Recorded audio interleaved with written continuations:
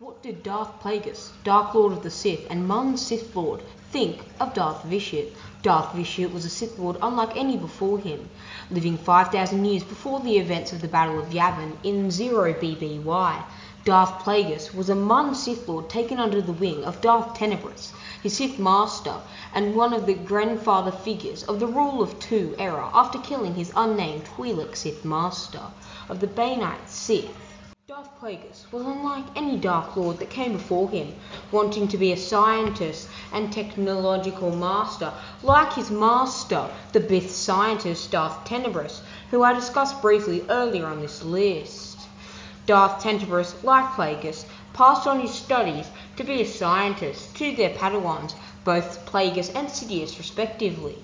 Plagueis went on to develop an infancy and exceptional interest in the midichlorians, becoming obsessed in how he could manipulate life and possibly prolong death infinitely, believing that the Rule of Two would end with him and Palpatine.